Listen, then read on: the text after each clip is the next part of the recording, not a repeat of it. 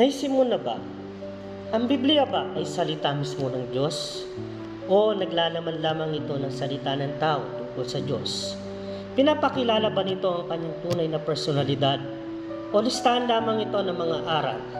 Alamin natin ang tatlong pangunahing pananaw at kung ano ang tunay na katotohanan. Sabi po sa 2 Timothy chapter 3 verse 16, ang buong kasulatan ay kinasihan ng Diyos at kapakipakinabang sa pagtuturo, sa pagsaway at pagwawasto at sa pagsasanay sa katwiran. Ang tatlong pananaw sa paghayag. Unang pananaw, liberal.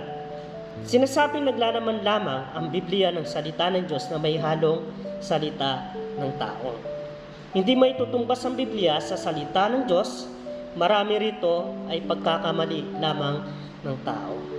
Binibigyan din ang taong nagtutuklas sa Diyos sa halip na ang Diyos ang naghahayag ng kanyang sarili sa kanyang personalidad. Bakit tumututol ang iba dito? Nakasentro sa tao at hindi sa Diyos? Hindi ayon sa mismong pahayag ng Biblia. Ibinibigay sa tao ang kapangyarihang magpasya kung kailan magsasalita ang Diyos. Pangalawa, yung pananaw ng Neo-Orthodox. Sinasabing nagiging salita ng Diyos ang Biblia kapag ginamit ito ng Diyos sa pakikipagtagpo sa atin.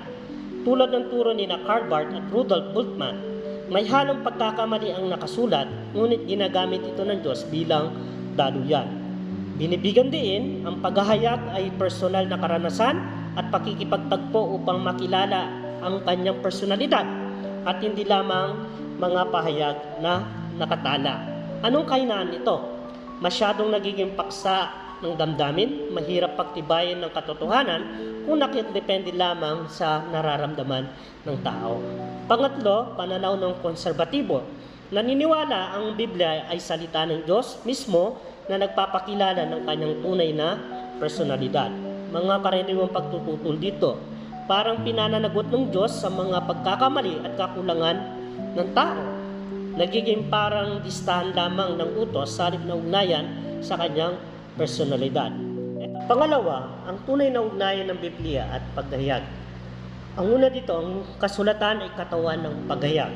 Higit pa ito sa simpleng tala lamang, tulad ng katawan ni Jesus na naging daluyan ng Diyos.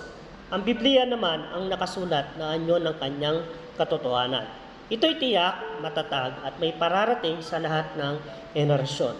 Pangalawa, ang papel ng banal na Espiritu. Mababasa man ng mga salita, nagiging tunay na paghayag ito sa puso lamang sa tulong ng banal na Espiritu. Siya nagpapaliwanag, nagpapaalala, nagbubukas ng isipan upang maunawaan natin ang mensahe ng Diyos. Pangatlo, ang tama sa lahat ng pananaw. Hindi lamang ito listahan ng aral, ang paghahayag ay ang pagbibigay ng Diyos sa kanyang sarili upang makipag-ugnayan sa atin. Nakikilala rin natin siya sa pamamagitan ng mga gawa sa kasaysayan. Tandaan, ang katotohanan ay nakapaloob sa Biblia, ngunit ito ay tunay na nagiging buhay sa atin kapag tinanggap natin ito sa pamamagitan ng Espiritu. Sa uli, ang Biblia ay salita ng Diyos na nakasulat sa salita ng tao upang maunawaan natin siya. Hinihintay lamang ng katotohanan ito na buksan natin ang pahina at hayaan ng banal na Espiritu ang magpakilala sa Kanya.